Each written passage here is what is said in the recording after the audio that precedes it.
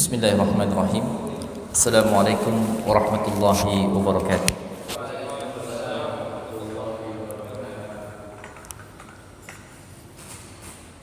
Alhamdulillah. Alhamdulillahilladzi hadana li hadza wa ma kunna linahtadiya laula an hadana Allah.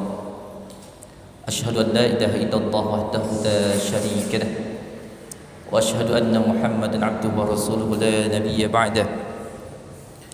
Allahumma salli wa sallim wa barik ala nabiyil karim Muhammad sallallahu alaihi wasallam wa ala alihi wa ashabihi wa man tabi'ahum bi ihsanin ila yaumiddin, amma ba'du. Kaum muslimin, kaum muslimat, ikhwani wa akhwati rahimani Allah wa iyyakum. Alhamdulillah, puji beserta syukur kita haturkan kepada Allah Subhanahu wa taala. Kemudian salawat teriring salam teruntuk baginda Rasulullah Muhammad sallallahu alaihi wasallam, di mana kita selalu meminta kepada Allah Subhanahu wa taala agar dikaruniakan sifat takwa lahir dan batin, terlihat ataupun tak terlihat, yang dengan takwa itu kita semakin takut kepada Allah Subhanahu wa taala dalam melakukan pelanggaran-pelanggaran dan larangan-larangan, yang mana dengan takwa tersebut semakin kita bisa merasakan nikmat berubudiyah kepada Allah Subhanahu wa taala dan istiqamah di atas tauhid dan sunnah, yang mana dengan takwa tersebut berhaklah kita untuk memperoleh cinta Allah Subhanahu wa taala di muka bumi ini dan dimasukkan ke dalam jannah serta diselamatkan dari nerakanya Allah. Maka selalulah kita memuji Allah Subhanahu wa taala atas limpahan nikmat yang tak terhingga yang Allah karuniakan kepada kita. Kemudian salawat teriring salam teruntuk baginda Rasulullah Muhammad sallallahu alaihi wasallam. Kaum muslimin, kaum muslimat yang Allah muliakan, menindaklanjuti pembahasan kita pada pertemuan atau kajian sebelumnya berkenaan dengan satu sifat yang dimiliki oleh orang beriman yang hampir hilang dari kebanyakan kaum muslimin. Sifat yang telah kita kupas pada pertemuan sebelumnya, yaitu sifat al-khauf. Apa arti al-khauf, Pak? Yang sudah belajar bahasa Arab, Masya Allah, langsung praktek ini. Ma makna al-khauf? Ya ayyuha sayyidi, ma makna al-khauf? Nam? Takut ya? Takut. Maka al-khauf merupakan sifat yang dimiliki oleh orang-orang beriman, yang dimana kata Nabiullah Muhammad sallallahu alaihi wasallam, wallahi inni la'alamuhum billahi wa asyadduhum lahu khasyah. Demi Allah, sungguh aku adalah orang yang paling mengenal Allah, dan sungguh aku termasuk orang, bukan termasuk orang, sesungguhnya aku adalah orang yang paling takut kepada Allah. Jadi dua yang Rasulullah sampaikan di dalam hadis riwayat Imam Bukhari Muslim barusan.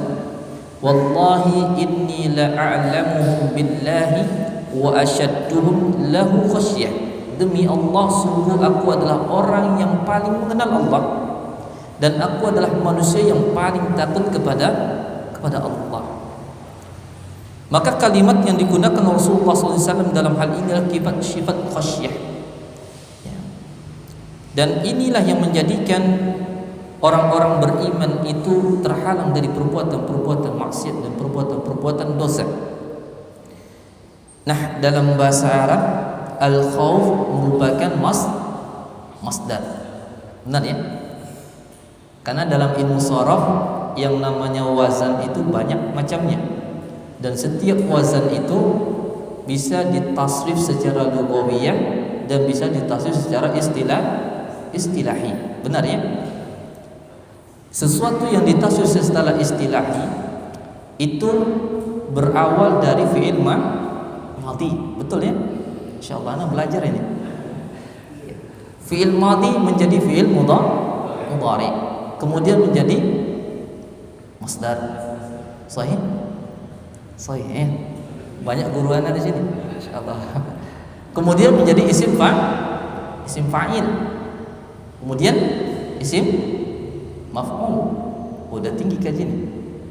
Ya isim maf'ul fi'il amr dan fi'il nahi. Maka al-khauf itu masdar. Ya. Ketakutan.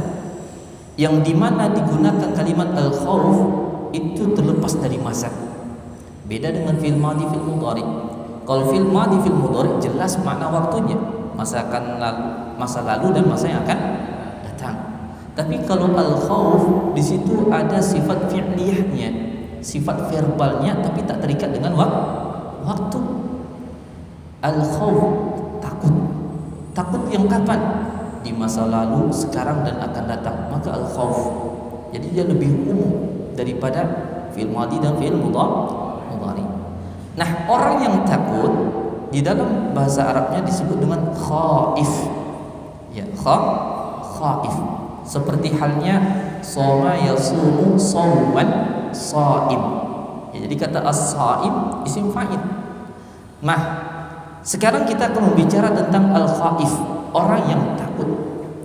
Setelah sebelumnya di pertemuan lalu kita mengenal tentang sifat al-khauf, ya, sifat takut kepada Allah Subhanahu wa taala. Yang mana inti dari al-khauf itu adalah alladzi yakuful jawarih 'anil ma'asi wa yuqayyiduha bi ta'at. Ini harus kita camkan. Al-khauf itu maknanya sesuatu yang dapat mencegah anggota badan.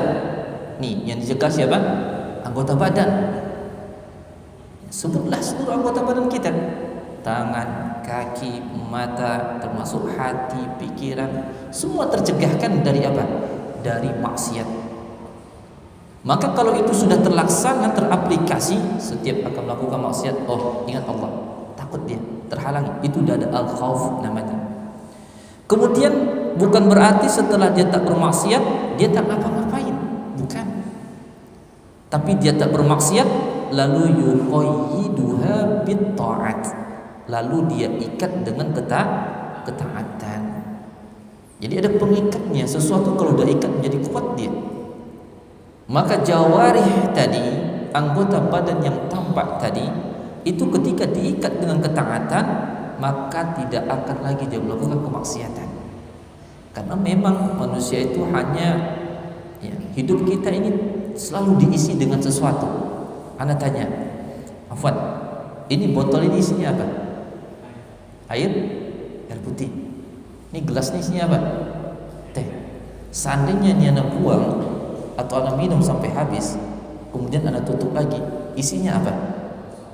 Hah? Ada isi, bukan nggak ada isi. Iya, isinya apa? Angin. Bukan tak ada isi, tetap ada isi.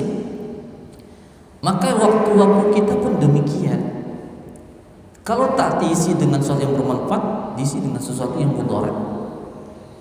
Bukan manfaat, bukan mudarat, biasa-biasa saja. Biasa-biasa saja iya, tapi efeknya nanti akan menyeret kepada ketaatan atau justru menyeret kepada kemaksiatan. Ya, misalkan ya, nggak bermaksiat, santai-santai mungkin depan teras rumah, duduk begitu aja sepanjang malam, 2 jam, 3 jam, kan tak ada maksiatnya di situ, ketaatannya juga tak ada. Tapi efeknya nanti gimana? Ya mungkin kan dengan waktu yang lama, berpikiran, melakukan segala macam, nanti berpengaruh kepada sholat malam. Sholat malamnya bisa jadi lewat, atau mungkin sholat malam tapi tak begitu konsentrasi atau khusyuk. Beda hal kalau malam yang dia gunakan untuk duduk bersantai tersebut diisi dengan ketaatan. Misalkan belajar bahasa Arab, menjahit PR, ya, Masya Allah, ini bermanfaat. Ya, ada setelah waktu sambil nunggu ustadznya datang, menjahit PR, ini perlu ditiru ini, Masya Allah. Ini jamaah di Al-Fajri ini belajarnya bahasa Arab, Masya Allah. Ya. Anak dapat kabar Pak Ustaz Ilyas, ya, ini hari Ahad kita akan rihlah, Masya Allah. Di Al-Fajri akan rihlah. Rihlah kali ini kemana? Pantai, Masya Allah, ya. Rihlah setelahnya nanti Insya Allah ke Mekah, ya. Amin. Sama-sama kumpulin data nama, kan, udah itu berangkat ke Mekah, ya. Pantai di Mekah bagus tak? Emang di Pentah ada pantai? Masya Allah. Ya nanti anak dengar cerita dari antum-antum, dari bapak semua, di Mekah ada pantai kan? Taib, kaum muslimin yang muslimat yang Allah muliakan. Maka orang yang takut disebut dengan al-khaif. Kita akan bacakan apa yang termaktub dalam kitab ini. Walidzalika qila laysa man yabki wa yamsahu 'ainaihi bal man yatruku ma yakhafu an yu'aqaba 'alaihi. Yang dikatakan al-khaif itu bukanlah orang yang semata-mata menangis lalu menghapus air mata. Itu bukan al-khaif namanya. Tapi yang dimaksud dengan al-khaif, orang yang meninggalkan sesuatu yang ditakutinya karena terancam akan mendapatkan hukuman. Ini baru disebut al-khaif. Jadi tanda al-khaif, alamat al-khaif itu bukan nangis. Bukan nangis, bukan. Tapi ketika dia melakukan sesuatu, ini maksiat, ditinggalkan. Itu tanda dia disebut dengan al-khaif, orang yang takut. Wa qila li Dhunnun al-Misri, ada yang berkata kepada Dhunnun al-Misri, mata yakunul abdu khaifan? Wahai syekh, kapan seorang hamba itu disebut dengan al-khaif, orang yang punya sifat takut? Kata beliau, idza nazzala nafsahu manzilat as-saqim alladhi yahtami makhafata qul siqam. Kata beliau, apabila seorang hamba tersebut telah memposisikan dirinya seperti orang sakit. Tahu orang sakit Pak? Kalau seseorang itu telah mampu memposisikan dirinya seperti orang sakit, kalau orang sakit apa hubungannya sama rasa takut? Contoh, sakit diabetes, ada pantangan nggak Pak? Banyak pantangannya ya. Gak usah disebut kalau banyak. Banyak ya. Lantas dia udah tahu sakitnya diabetes. Ini mohon maaf nyebut nama penyakit nih. Contoh sakit diabetes, tentu ada pantangan-pantangan. Setelah dia mengetahui penyakitnya apa, pantangannya apa, kira-kira dia akan masih mau melakukan pantangan kan? Tidak mau dia. Dikasih uang 1 juta 2 juta pun gak mau makan ini. Tidak mau dia. Kenapa? Kan saya takut. Kalau saya makan ini, saya konsumsi ini, wah ini mudaratnya kepada diri saya luar biasa. Nah, kekhawatiran dia mendapatkan hukuman berupa sakit yang berlebihan tadi sehingga dia tinggalkan makanan. Maka itu diilustrasikan oleh Dhunnun al-Misri.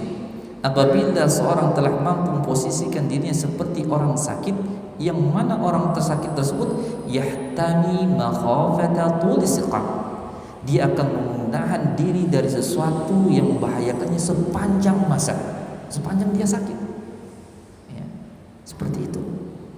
Jadi kalau barometer orang itu disebut al-khaif, inni akhafullah, sungguhnya aku takut pada Allah, apa barometernya?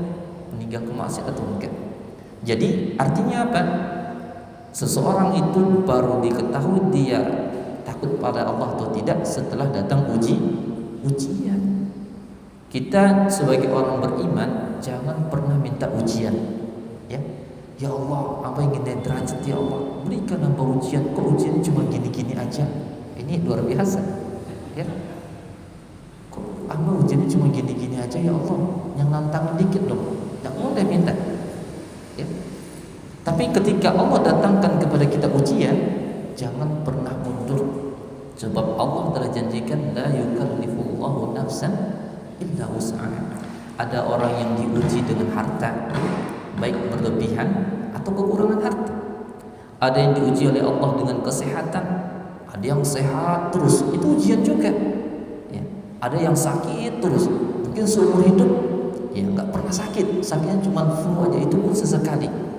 Itu ujian dia bagaimana menyikapi sebagai orang yang sehat secara Islam. Ada yang diuji oleh Allah Subhanahu wa taala dengan keluarga, mungkin yang belum dapat jodoh ya, udah berikhtiar cari jodoh gak dapat jodoh. Ada orang yang gak mau dapat jodoh malah dapat jodoh. Ini gimana sih gitu ya, ujian. Ada yang udah keluarga pengen punya anak, belum punya anak. Yang keluarga satu lagi pengen stop anak, enggak stop juga, lahir terus gitu ya. Artinya apa? Ujian itu terus ada Dan Allah tahu betul kapan dan bagaimana Allah memuji seorang hamba. Nah, kita nih yang jelas sebentar lagi Ramadan, maka di bulan Ramadan nanti itu akan tampak ujian kita berbeda-beda. Memang kita semua dituntut dengan satu hal ibadah yang sama, yaitu ibadah puasa. Ya, sholat 5 waktu jangan ditanya, nggak ada toleran dalam masalah itu. Ya. Wajib dilakukan. Gitu. Nah, dengan adanya ujian berupa ibadah yang sama, tapi dalam masalah larangan itu berbeda-beda. Ya. Dalam ketaatan bisa sama, sholat semua harus sholat, ya. Puasa semua harus puasa, zakat yang punya kewajiban zakat semua harus zakat.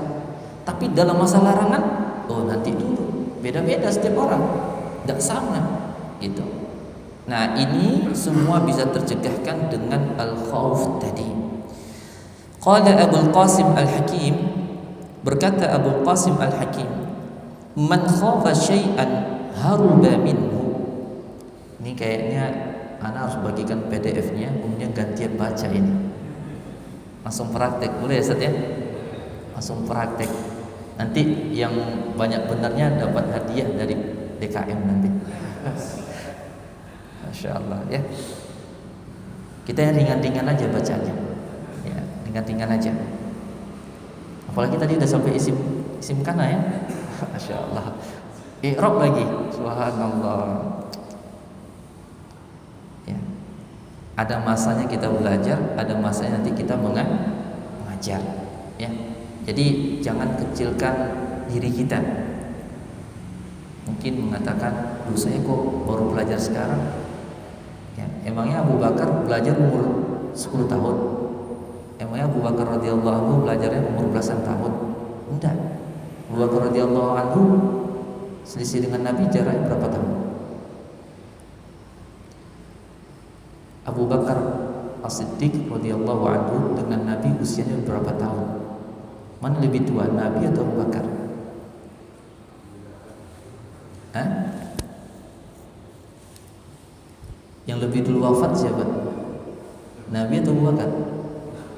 Nabi kan? Karena Abu Bakar jadi khalifah, kan begitu ya? Nah, usia Nabi sama usia Abu Bakar radhiyallahu anhu itu tidak terpaut terlalu jauh. Ya, tidak terpaut terlalu jauh. Sementara Nabi diangkat menjadi Nabi umur 40 tahun. Ya, maka Abu Bakar As-Siddiq kurang lebih di umur segitu juga baru belajar tentang Islam. Jadi nggak ada kata terlambat. Ya, apalagi masih muda, masih umur 30 tahun. Masya Allah ya. Iya, ini masih 16 tahun. Masya Allah. Ya, 25 tahun. Anak bacanya secara Arab ya, dari kanan. Ya, Masya Allah. Artinya apa? Tidak ada kata terlambat. Insya Allah bisa. Ya, apa kata Abu Al-Qasim Al-Hakim? Man khafa syai'an haruba minhu wa man khafa Allah haruba ilaih. Nih bedanya.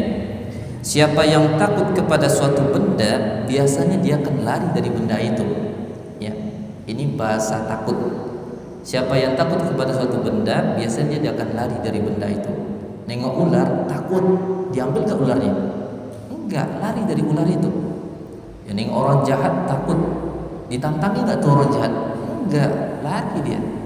Tapi siapa yang takut kepada Allah, pasti dia akan mendekat kepada Allah. Itu bedanya. Kita takutnya kepada siapa? Kalau takut kepada suatu makhluk, kita bisa kan lari, menghindar. Ya. Tapi kalau takut kepada Allah, jangan. Takut kepada Allah justru kita mendekatkan diri. Al-Fudail bin Iyad, beliau mengatakan, "Idza qila lak," kalau ada nih yang ngomong sama kamu, kata Al-Fudail bin Iyad, "Hal takhafullah?" Apakah kamu itu takut sama Allah enggak sih? Nih, misalkan ada yang bertanya sama kita, "Pak, Bapak takut enggak sama Allah?" Jawabannya gimana? Gimana, Pak? Pak Muslim pernah tanya, "Bapak takut enggak sama Allah?" Takut. Takut enggak sama Allah? Takut. Takut sama Allah? Bapak takut sama Allah? Takut ya? Nah, kita dengar nih Fudail bin Iyad apa sarannya. Kalau ada yang berkata kepada Anda, "Kamu takut sama Allah enggak?" Apa kata beliau? Faskut, diam. Beliau mengatakan diam. Kenapa? Fa innaka in qulta na'am kadzabta. Ngeri kan? Kalau kamu mengatakan iya saya takut pada Allah, kamu bohong. Dibilang kamu dia bohong. Kenapa? Karena antara kata takut dengan realitanya enggak selalu sesuai. Ya. Takut sama Allah, gitu ya. Tapi ada dosa dikit tetap dikerjain, gitu ya. Bohong dikit gak apa, gitu ya. Seperti itu misalkan, ya. Jadi kita masih banyak maksiatnya, maka itu kata beliau. Kemudian wa in qultana, tapi kalau Anda mengatakan apakah kamu takut sama Allah? Enggak. Kafarta, kamu telah kafir. Kenapa? Ya gimana mungkin orang itu meyakini Allah Tuhan tapi tidak takut sama Allah? Jadi dua-duanya sama-sama jawaban menjebak. Maksudnya di sini bukan berarti kita tak boleh mengatakan iya saya takut kepada Allah. Ini mengingatkan kita jangan sampai kita tanda kutip ya Pak ya terpedaya dengan satu istilah saja. Saya takut tapi tidak memahami esensi takut itu apa. Ya, jangan sampai seperti itu. Saya takut sama Allah, takut itu apa sih? Nah, baru tadi yang dijelaskan kan, takut itu tahan diri dari maksiat, ikat diri dengan taat. Takut itu adalah kita mendekatkan diri kepada Allah. Nah, itu namanya baru takut. Kalau kita sudah melaksanakan demikian, maka mulai sesuai nih antara ucapan kita saya takut Allah dengan perbuatan kita. Jadi dia enggak balance. Taib. Kemudian wal khawfu yahriqu asy-syahawatil muharramata fatasirul ma'asil mahbubatu indahu makruhatan. Takut itu biasanya akan memangkas habis, membakar habis syahwat-syahwat yang diharamkan. Itu takut nih. Kita bicara tentang esensi takut. Biasanya takut itu akan menjadikan orang tersebut membakar habis syahwat-syahwat yang diharamkan. Artinya apa? Ada syahwat yang halal, ya. Suami kepada istri halal, syahwat juga, ya. Tapi ada syahwat-syahwat yang haram, seperti makan minum halal, tapi kalau lagi bulan Ramadan siang hari haram jadinya. Jadi syahwat-syahwat yang diharamkan. Mampu adanya rasa takut akan menjadikan kita membakar seluruh syahwat-syahwat yang diharamkan. Kemudian fatasiru, sehingga al-ma'asil mahbubah, maksiat yang tadi disukai, sebutlah apa yang disukai maksiatnya. Ya kemarin siapa yang besar kemarin? Antum ya Ustaz ya? Yang bermaksiat di sendirian, yang share kemarin di grup antum ya, Masya Allah ya, jazakallah khairan katsiran ya. Beliau kan men-share ke kita tentang tulisan itu luar biasa sekali ya, maksiat yang dicintai ketika sendirian itu. Maka kata kalau itu dicintai maksiat demikian, kalau orang udah ada rasa takut, biasanya akan menjadilah maksiat tersebut makruhatan, sesuatu yang paling dibencinya.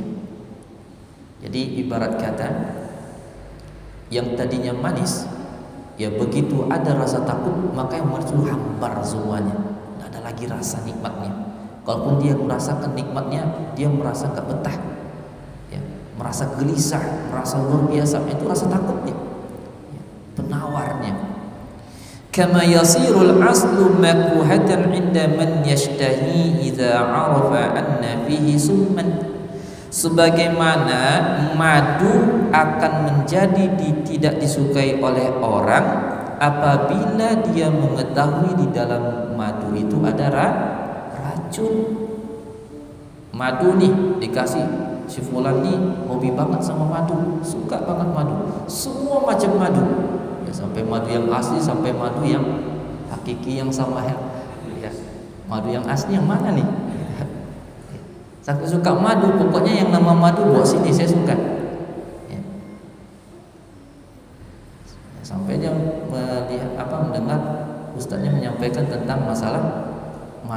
madu istri. Saya suka juga itu katanya gitu ya. Enggak. Nah, madu biasanya itu kan manis, banyak orang yang suka. Tapi kalau madu itu sudah diketahui dalamnya ada racun, itu tidak ada orang yang mau makan, tidak ada orang yang mau konsumsi minum. Ya. Maka demikian juga dengan rasa takut. Nah, pengetahuan itulah yang disebut dengan al-khauf. Ya. Dia nggak merubah esensi madu, dia nggak merubah esensi maksiat, tidak. Tapi rasa khauf mencegah. Dia nggak akan menghilangkan maksiat itu menjadi taat, hilang gitu ya. Taatnya menjadi enggak. Tapi rasa khauf tadi hanya bisa mencegahnya saja. Kemaksiatan tetap berwujud dia. Ya, kemaksiatan tetap ada wujudnya di depan dirinya, di depan matanya. Cuman dia bisa menghindarkan diri. Itu al-khauf. Fatuhraqu syahawatu bil khauf wa tata'addabul jawari. Nah, ini manfaatnya rasa takut. Apabila takut itu telah hadir dalam diri seseorang, maka syahwatnya mulai terbakar. Artinya mulai bisa dia kontrol, mulai bisa dia kendalikan. Wa tata'addabul jawari, anggota badannya akan semakin lebih beradab. Ya, anggota badan itu apa? Ya semuanya. Ya, tangan, kaki, mata, lisan, ya semakin lebih sopan, semakin lebih beradab, semakin bertata krama, ya, berbudi pekerti. Itu terlahir dari apa? Dari al-khauf tadi.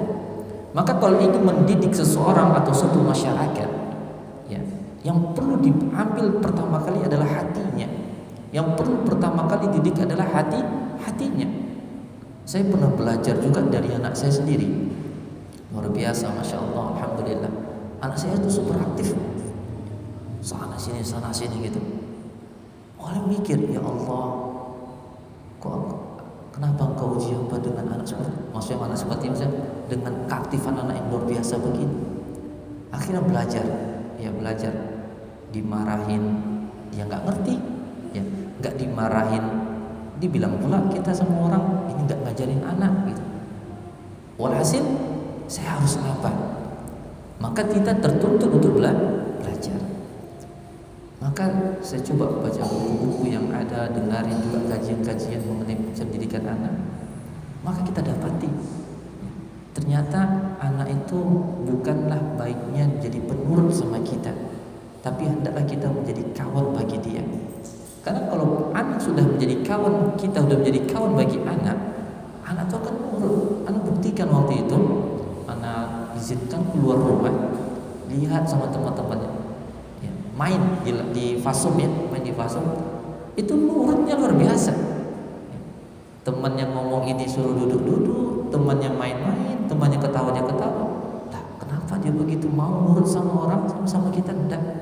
Oh, ternyata itu dia butuh kawan, bukan butuh perintah. Ya. Nah, tata'addabul jawari, ya, akan menjadi lebih beradab anggota badan kita kapan? Kalau hatinya sudah dikendalikan. Nah, mengendalikan hati bagi diri kita sendiri itu dimulai dengan al-khauf, rasa takut tadi. Ya. Kemudian wa yahsulu fil qalbi khusyu'. Orang yang sudah ada rasa takut dalam hati biasanya akan lahir khusyuk. Konsentrasi dalam melakukan sesuatu, bisa fokus. Sering atau mungkin enggak kita pernah rasakan kan? Melakukan sesuatu enggak fokus, pingin kepada yang lain. Melakukan lagi enggak fokus, pingin ke yang lain. Akhirnya enggak ada yang jadi-jadi. Nah, al-khusyuk, konsentrasi jiwa spiritual bahasa sekarang ini sebenarnya itu akan lebih tentram dengan al-khauf. Kenapa orang itu stres? Ya karena hilangnya ketenangan, ketentraman dalam jiwanya. Kapan orang itu dikatakan dia bisa menjadi khusyuk atau alat dia bisa menjadi khusyuk? Ketika dia tentram jiwanya, bisa khusyuk. Contoh saja, mau sholat. Kalau kita sebelum sholat punya banyak pikiran, punya banyak masalah, punya banyak sandungan sebelumnya, gak akan khusyuk sholat kita. Tapi mungkin di suatu masa bangun tengah malam, sehari itu nggak ada polemik, sebelumnya nggak ada masalah, badan sehat bukan, ya, tenang jiwa kita. Begitu sholat, Allahu Akbar, sejuk rasanya, konsentrasi, terasa nikmatnya. Berpikirlah kita, saat ini setiap sholatku seperti ini. Gitu ya. Cuman tentu sulit Kenapa? Karena kita hidup penuh dengan ujian. Jadi itulah ya, mesti kita menghadirkan rasa khusyuk. Ternyata rasa khusyuk tersebut kuncinya ada di dalam hati. Hadirkan rasa takut kepada Allah Ta'ala, lahir rasa khusyuk. Kemudian wazullatu wal istiqanah, rasa rendah diri. Ya, rendah diri bukan berarti kita menginjak-injak harga diri, tidak. Rendah diri di hadapan Allah. Orang kalau udah pandai berendah diri di hadapan Allah, biasanya dia akan lebih mudah berendah hati di hadapan manusia. Tapi kalau orang hanya fokus kepada berendah hati di hadapan manusia, belum tentu dia bisa berendah diri di hadapan Allah. Rendahkan diri kita serendah-rendahnya di hadapan Allah. Ini saya nggak ada apa-apanya. Ya, saya hebat, saya ini, nggak ada apa-apanya. Toh Allah pun cuma memberikan sedikit. Ya, nggak ada apa-apanya kita ini. Rendahkan diri kita serendah-rendahnya. Nah, ternyata kuncinya kata Ibnu Qayyim rahimahullah, orang akan mampu merendahkan diri serendah-rendahnya di hadapan Allah kapan? Ketika mulai muncul al-khauf dalam dirinya. Jadi asal muasalnya al-khauf. Mungkin kenapa ya saya sulit untuk nangis di hadapan Allah? Kenapa ya saya sulit begitu saya berdoa, ya konsentrasi dengan doa saya? Ya. Kemudian kalau kita berhadapan Allah kok merasa lebih hebat misalkan, ya kok merasa udah lebih dicintai Allah gitu. Ada perasaan-perasaan demikian. Maka jadikan al-khauf ya menjadi dasar bagi kita untuk hadirnya az-zullah. Wa yufariquhul kibru wal haqdu wal hasadu. Dan al-khauf akan membuat seseorang itu terpisahkan dari sombong, dari hasad, dari dendam, penyakit-penyakit hati. Ya. Luar biasa ini obatnya ternyata al-khauf tadi. Ya. Bal yasiru mustaw'ibul hammi bi khaufi wan nazaru fi khatari aqibati fala yatafarraq li ghairi. Bahkan ya, mustaw'ibul hammi bi khaufi, bahkan orang tadi ya yang tadinya ada kiber, dendam, kemudian ada hasad, ya, dengki, itu akan berubah menjadi orang yang alham, yang memiliki perhatian yang luar biasa. Kenapa? Bi khaufi, karena ada rasa takutnya kepada Allah Subhanahu wa taala. Dia mampu melihat bahaya yang ditimbulkan dari kesudahan melakukan dosa-dosa tadi. Terjaga betul dia orang-orang yang melakukan rasa takut ini. Ya. Wala yakunu lahu syughlun illa al-muraqabah wal muhasabah wal mujahadah. Maka orang yang al-khaif, dia punya ciri-ciri berikutnya adalah dia itu hanya selalu disibukkan dengan beberapa perkara. Pertama, muraqabah, selalu diawasi Allah. Ya. Selalu dipantau oleh Allah. Sendirian, bersama, di hadapan orang, enggak di hadapan orang, dalam hati, di luar. Ada kesempatan, gak ada kesempatan, muraqabah, di CCTV terus. Seorang pekerja, ya, mungkin dia akan lebih giat, akan lebih bagus cara kerjanya ketika dipasang CCTV di ruangan, yang dipantau terus oleh bosnya, ya, dia dipantau terus oleh atasannya. Nah, ternyata muraqabahnya seorang mukmin jauh lebih hebat dari CCTV. Ya, padam listrik tetap CCTV-nya hidup, ya. Nggak ada CCTV, CCTV coba ada juga. Siapa itu orang-orang beriman? Kemudian muhasabah, disibukkan dengan menghisap diri, ya, menghisap, menghitung-hitung. Tujuan dari menghitung-hitung ini bukan menjadikan kita malas-malasan. Nih karena ngitung, ustadznya bilang hitung-hitung, tiba di rumah hitung-hitung, saya amal soleh siapa ya? Wah, ternyata amal soleh saya udah banyak ini. Besok libur dulu lah, gitu ya. Besok santai-santai dulu. Jangan. Maksudnya muhasabah di sini adalah ketika kita dapat kekurangan, aib pada diri kita, wah ini masih PR ini. Bahaya nih kalau saya wafat masih bawa sifat-sifat ini. Bahaya nih kalau saya wafat masih punya perilaku-perilaku ini nih. Gitu. Ya. Karena kalau saya udah wafat ternyata masih punya sifat dan perilaku semacam ini, saya tidak ada kesempatan untuk merubahnya. Maka dia muhasabah. Kemudian wal mujahadah, orang yang takut kepada Allah dia memiliki kesungguhan. Ya, kesungguhan dalam apapun, dalam selama amal soleh, sesuatu yang cintai Allah, dia akan memiliki kesungguhan yang luar biasa. Termasuk kesungguhan islahun nafs, yaitu memperbaiki diri. Kan ada ya orang yang memperbaiki dirinya sekedarnya, kalau sempat bolehlah, kalau enggak mau gimana lagi, maaf, mungkin asiatnya seperti itu. Maka kalau islahun diri itu ya, islahun nafsi tadi memperbaiki diri totalitas ya. Walaupun memang tidak mungkin seorang itu berubah 180 derajat ya. Kalau 360 derajat baliknya ke situ lagi ya. 180 derajat, tidak mungkin dia bisa berubah begitu drastis dalam satu malam. Tapi tekad dan usahanya harus totalitas ya. Maka al-mujahidah inilah yang akan dinilai oleh Allah Subhanahu wa ta'ala. Wadidna, dan orang yang takut kepada Allah itu biasanya dia menjadi bakhil, Pak. Sebutkan oleh Ibnu Qayyim rahimahullah, dia menjadi orang bakhil, orang yang pelit. Tapi pelitnya itu pelit yang bagaimana? Yaitu ad-dinnatu bil anfasi wal lahazat. Dia pelit terhilangnya nafas. Dia pelit dengan nafasnya, dia pelit dengan waktunya. Maknanya ya, dia sadar betul itu setiap saat saya menghirup nafas, kemudian saya hembuskan lagi, menghirup, menghembuskan lagi, dan setelah sesuatu yang dihirup dan dihembuskan lagi nggak akan kembali lagi.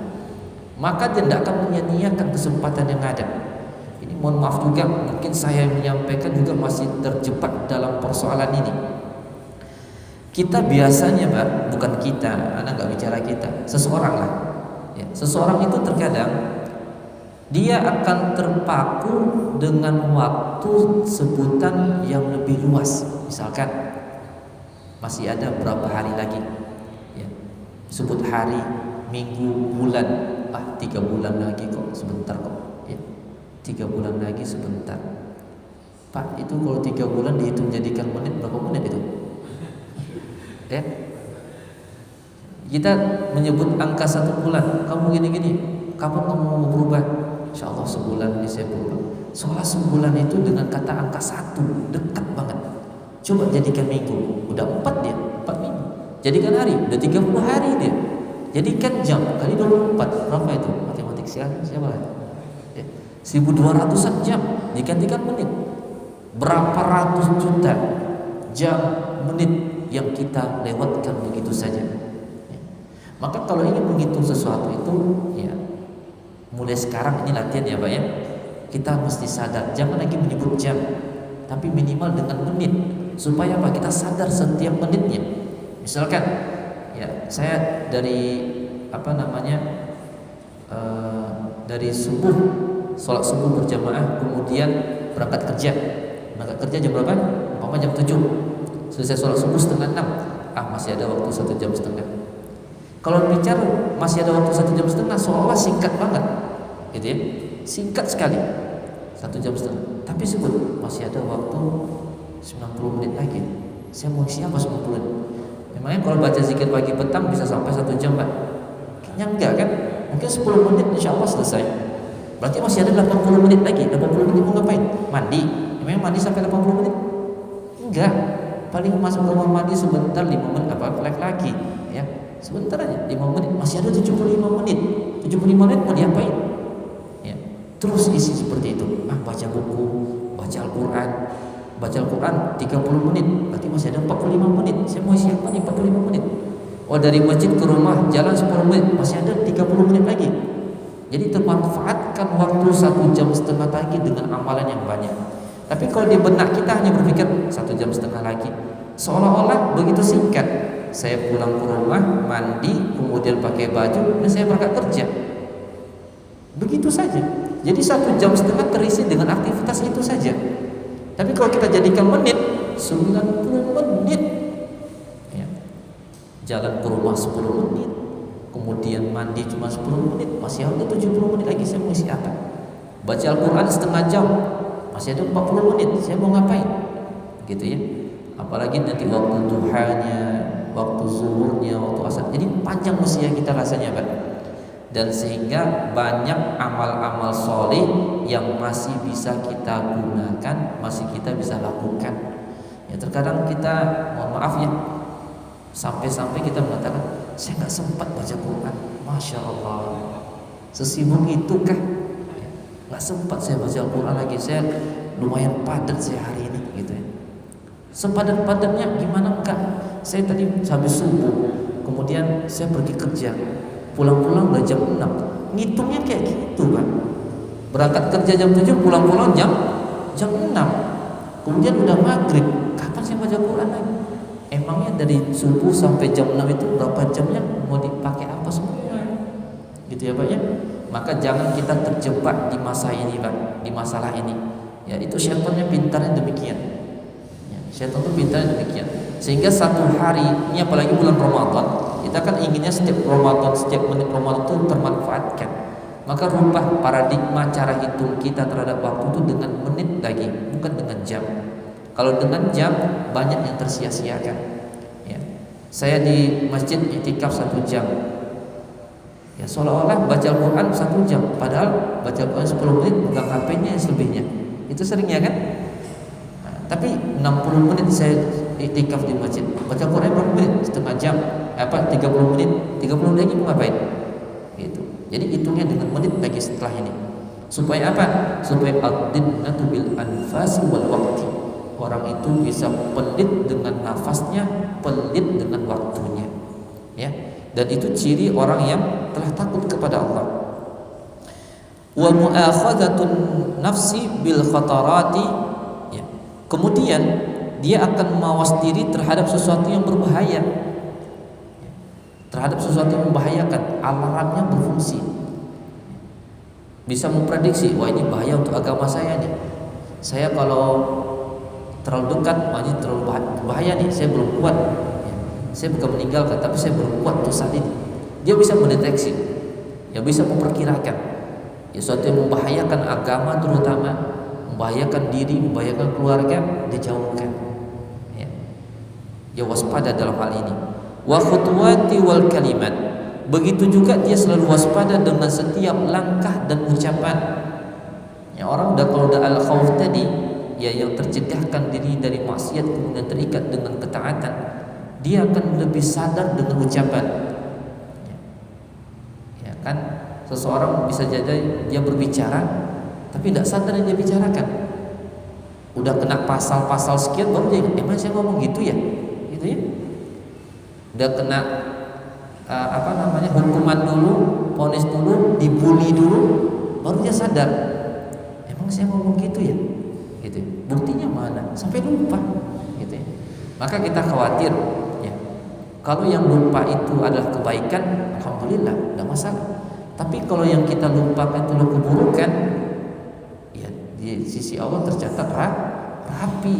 Tidak mungkin ada satu kalimat pun yang tidak tercatat rapi di sisi Allah. Semua tercatat rapi. Kita boleh jadi lupa, tapi Allah tidak ada yang luput satupun. Khawatir gitu. Maka orang yang takut dia boleh sadar dengan ucapannya. Ini menyenangkan Allah atau tidak? Ini menyenangkan Rasulullah atau tidak?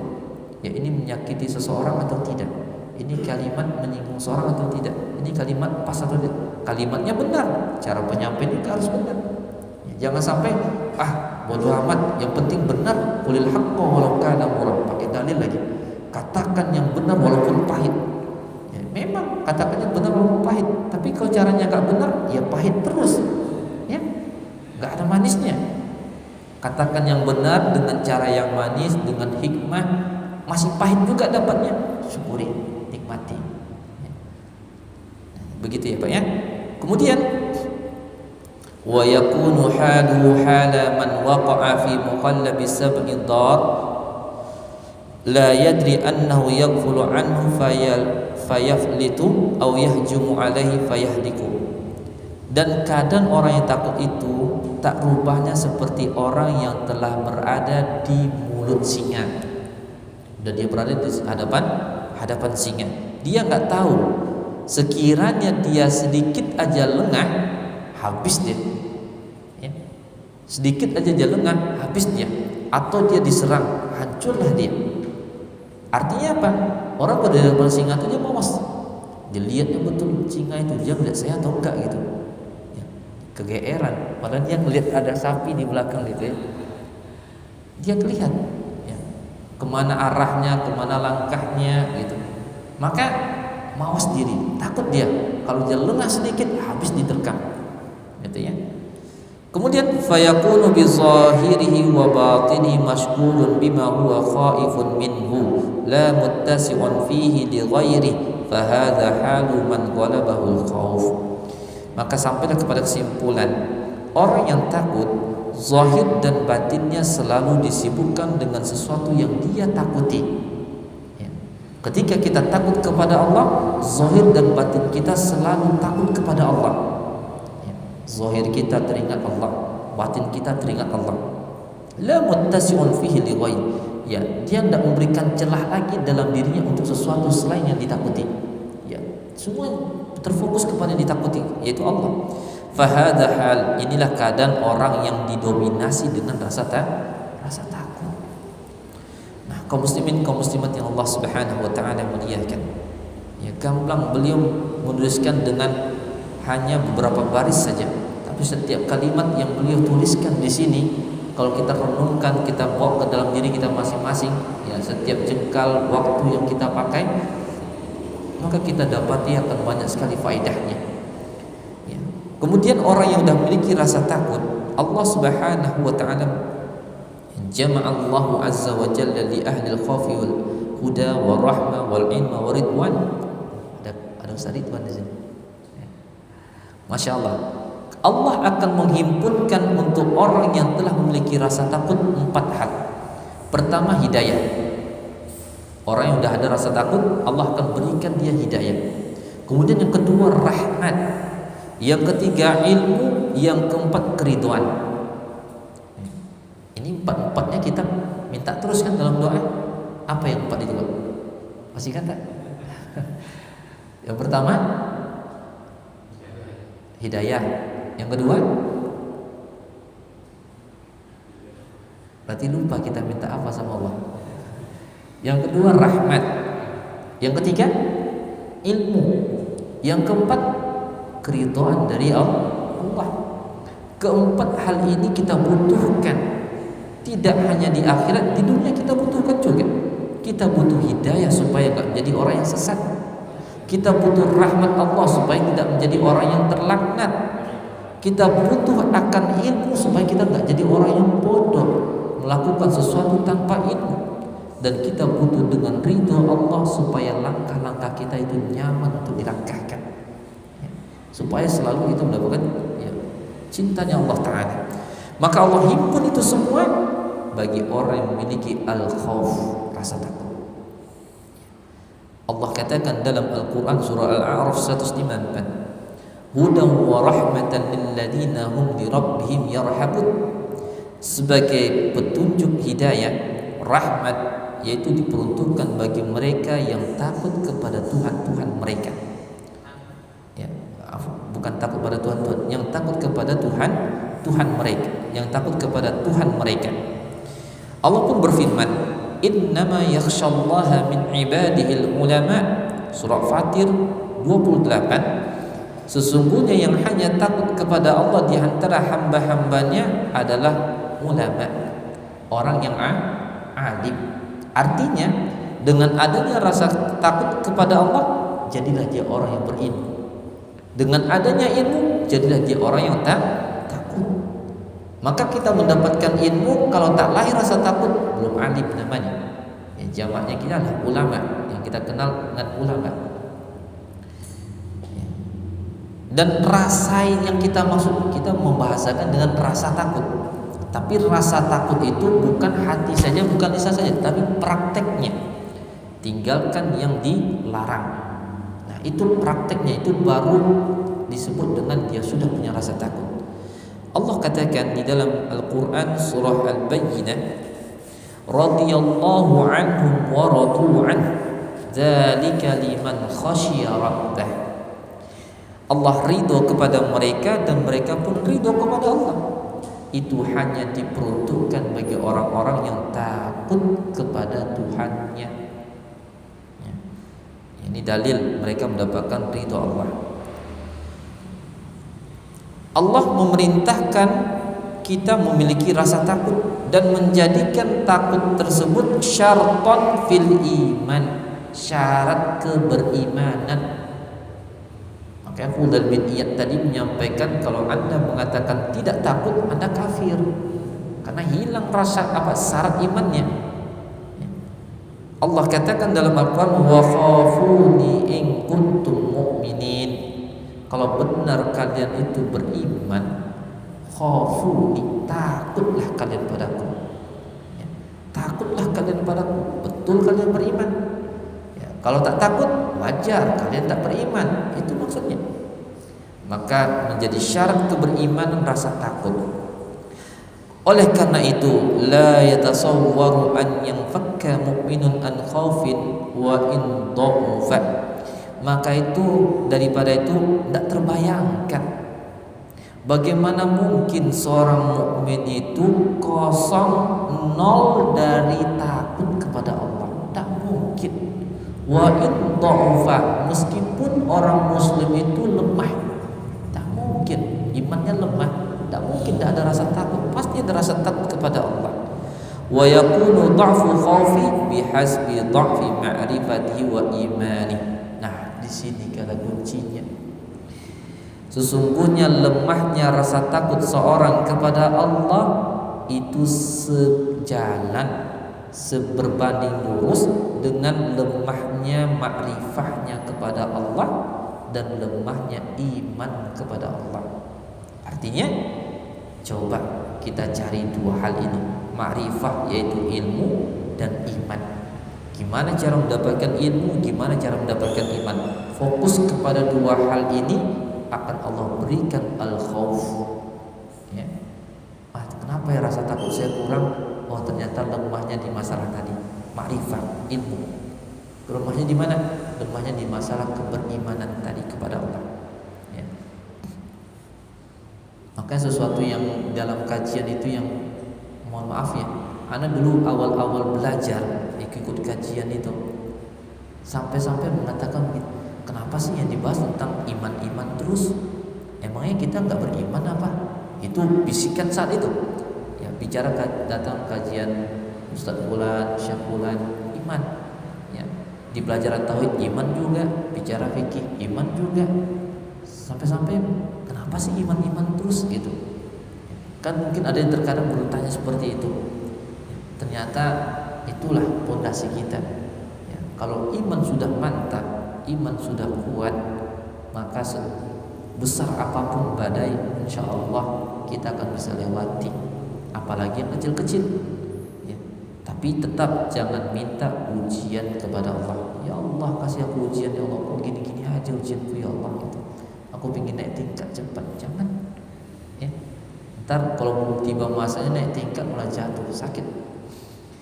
Baik, kaum muslimin yang Allah Subhanahu wa taala muliakan. Sedikit kita selesaikan. Qala sallallahu alaihi wasallam fi haditsin rawahu at-Tirmizi wa qala hadza haditsun sahih. Hadis yang diriwayatkan oleh Imam Tirmizi dan beliau mengatakan hadis ini sahih. Nabi sallallahu alaihi wasallam mengatakan, la yalijun nara ahadun baka min khasyatillahi ta'ala. Tidak akan tersentuh neraka Allah siapa? Seseorang yang dia menangis karena, ada catatannya nih, bukan hanya ini kalau ngantuk dengar ini bahaya ini. Tidak akan masuk neraka orang yang nangis, itu tidur. Ingatnya orang yang nangis saja. Ya. Arti sampai di rumah dia bikin bini anaknya nangis semua supaya neraka. Kenapa kamu bikin bini sama anakmu nangis? Supaya nggak masuk neraka, bersayang mereka. Dipukulin anaknya sendiri. Salah ya? Ada catatan. Orang yang takut kepada Allah kemudian dia menangis, inilah yang tidak akan jatuh kepada neraka. Baka min khasyatillah, dia menangis karena takut kepada Allah. hatta ya'udal labanu fid dar'i, sampai kembalinya susu ke tempatnya. Tidak mungkin ya, sesuatu yang udah dituangkan balikan lagi, tidak balik lagi dia ya. Artinya apa? Kepastian. Nah coba hitung-hitung Pak, pernah nggak seumur-umur kita nangis karena takut? Kalau nangis ada rasa sering nangis ya, apalagi yang akhwat, yang perempuan, yang istri-istri mungkin sering nangis. Jadi nengok istri nangis, masya Allah deh, luar biasa nih, aduh surga ini. Kamu bisa nangis deh, saya nggak bisa nangis. Padahal istrinya nangis gara-gara dia, gitu kan? Ya, jangan. Tapi bikin istri nangis karena takut pada Allah. Ya. Luar biasa itu Pak. Contohkan di depan istrinya, dek, ya, abang nangis karena Allah nih. Gimana bang? Lihat ya. Dia nangis. Kenapa malah sana Allah? Ya. Dia cerita tentang dirinya. Ya mungkin abang dulu begini. Tapi saran kita adalah kalau kita punya di masa lalu suatu maksiat, di masa lalu suatu dosa, kemudian kita nangis, cukup kita aja yang tahu. Tidak perlu orang lain tahu. Kalaupun kita ingin memberikan iktibar, pembelajaran dari pengalaman atau masa lalu kita untuk orang lain, dengan maksud supaya mereka juga tidak masuk kepada yang sama, samarkan namanya ya. Ambil kejadiannya, samarkan namanya ya, maka itu lebih baik ya, itu lebih baik. Tapi kalau dalam sewaktu-waktu memang dibutuhkan sebagai pembuktian atau penguatan maksud, silakan. Saya juga dulu seperti kamu misalkan ya, supaya ada keyakinan dari dirinya, oh begitu ya, saya juga dulu seperti itu, bahkan lebih parah, bahasanya gitu. Tidak perlu didetailkan, lebih parah. Saya begini, tidak perlu. Saya lebih parah dari kamu, tapi alhamdulillah Allah selamatkan. Allah jadikan saya begini, langkahnya begini. Dapat iktibar orang itu nggak apa-apa, ya Pak ya. Kemudian Al-Fudail bin Iyad mengatakan, man khafa Allah, siapa yang takut kepada Allah, dallahul khawfu ala kulli khair, maka takutnya tersebut akan menjadi petunjuk atau menunjukkannya kepada setiap kebaikan. Siapa yang takut kepada Allah, maka takutnya tersebut akan membimbingnya menuju ke semua kebaikan. Enak kan Pak? Nikmatnya? Nikmat. Makanya kalau kita diuji dengan apa sesuatu, takut pada Allahnya diutamakan. Jumpa uang 100.000 punya siapa ya? Kayaknya punya saya deh, gitu ya. Maksudnya gitu. Padahal dia nggak ada uang 100.000. Kayaknya punya saya deh. Cari-cari ya. Kayak 3 hari yang lalu, ya punya uang saya ini. Gitu. Enggak, takut pada Allah. Ini bukan uang saya. Ya. Maka siapa yang takut kepada Allah dalam hal yang diharamkan, dalam kemaksiatan, maka takutnya itu akan membimbingnya kepada banyak kebaikan. Ya, 2 perkataan lagi. Asy-Syubli beliau mengatakan, ma khiftullaha yawman illa ra'aitu lahu baban minal hikmati wal ibrah. Ini kesimpulan dari beliau, dari pengalaman beliau yang penuh keimanan. Beliau mengatakan, tidaklah satu hari pun yang kulewati dengan adanya rasa takut kepada Allah, melainkan aku akan mendapati padanya hikmah dan pelajaran. Setiap kali dia melewati hari itu ada rasa takutnya kepada Allah, melanggar dia tahan, melarang ada dosa dia tahan. Satu hari dia lewati demikian, maka dia akan mendapati dirinya bertambah ilmunya, bertambah hikmahnya, bertambah ibrahnya. Dia akan lebih bijak, akan lebih manis imannya. Allah akan tambahkan itu janji Allah, dan itu telah beliau rasakan. Satu perkataan terakhir sebelum kita tutup. Qala Yahya bin Mu'adz mengatakan, ma min mu'minin ya'malu sayyi'atan, tidaklah seorang mukmin melakukan satu macam kejahatan, ila wa yulhiquha jannatani, kecuali dia akan diikuti dengan 2 surga. Ya. Tidaklah seorang yang beriman, ini orang yang beriman, tidaklah seorang beriman itu tergelincir dalam satu kesalahan kecuali akan dia nanti dengan 2 surga. Gimana cerita itu? Ya, beriman, melakukan kesalahan, tapi didatangi surga, ditungguin surga. Ya. Maka yang dimaksud dengan surga itu adalah khauful iqabi wa raja'ul afwi. Orang yang beriman terlanjur buat dosa, maka dia dinantikan dengan 2 surga. Yang dimaksud dengan 2 surga, 2 taman-taman yang indah adalah khauful iqabi, rasa takutnya kepada hukuman Allah. Duh, saya sudah terlanjur berdosa, takutnya sama hukuman Allah. Ya Allah, gimana? Luar biasa gelisahnya. Nah, ketakutannya ini akan mengantarkannya kepada surga. Dia tobat pada Allah secepat mungkin, mengantarkannya kepada surga. Wa raja'ul afwi, dan mengharap ampunan. Ya, kalau kita perhatikan, ada orang yang tak berbuat salah, tak berbuat dosa, tapi dia mohon ampunan terus kepada Allah. Ya alhamdulillah, memang seperti itu, memang mestinya kita. Ya, nggak berbuat dosa, nggak buat kesalahan, tapi kita terus istighfar, gitu ya. Tapi kita mungkin akan dapati ada orang yang berbuat dosa, lantas dia beristighfar, lantas dia mohon ampun pada Allah, dia jauh lebih merasakan nikmatnya. Kenapa?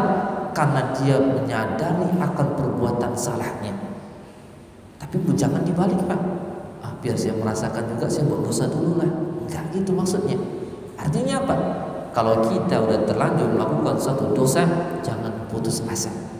Ketika kita ada harapan akan ampunan Allah, takut akan hukuman dari Allah, maka kedua-duanya akan diberikan oleh Allah, dibalik itu semua surga. Indahnya taman-taman surga di dunia dan di akhirat. Nah, kaum muslimin, kaum muslimat, bapak-bapak, ibu-ibu yang Allah Subhanahu wa taala muliakan. Jadi inilah keistimewaan takut kepada Allah Subhanahu wa taala. Ya, mudah-mudahan Allah benar-benar menjadikan kita orang-orang yang takut kepadanya, sebenar-benar takut. Ya, bukan hanya sebatas lisan, bukan hanya sebatas keinginan, tapi benar-benar kita dapati itu. Ya, tidak besok, tapi sekarang. Bukan hanya sekarang, mudah-mudahan di masa lalu juga kita udah takut sama Allah. Ya, sehingga di sisa-sisa usia kita yang Allah berikan ini, ya benar-benarlah kita mengambil celah di dalamnya husnul khatimah. Kita tidak tahu wafat kita di mana, wafat kita kapan. Yang kita tahu adalah kondisi kita saat ini, imannya gimana. Ya, kita ikhtiar kita untuk husnul khatimah itu aja, jaga iman, ya, jaga Islam, jaga iman, jaga amal soleh. Maka itu ikhtiar kita untuk husnul khatimah. Baik, Bapak Ibu yang Allah Subhanahu wa taala muliakan, ya tanpa terasa sudah hampir 70 menit. Ya, mudah-mudahan pertemuan kita kali ini ada manfaatnya dan ada iktibar yang kita ambil. Ya, saling mendoakan. Ya, sebentar lagi kita akan masuki bulan Ramadan. Persiapkan lahir dan batin kita, persiapkan infak terbaik kita, persiapkan mental terbaik kita, ya, hati terbaik kita, amalan terbaik kita, ya, untuk kita persembahkan di bulan Ramadan ini. Baik, aku qouli hadza, barangkali apa kita bisa sampaikan, kurang dan terlebihnya mohon dimaafkan. Kita akhir dengan sallallahu ala nabiyina Muhammadin walhamdulillahirabbil alamin. Subhanakallahumma bihamdika asyhadu an la ilaha illa anta astaghfiruka wa atubu ilaik. Assalamualaikum warahmatullahi wabarakatuh.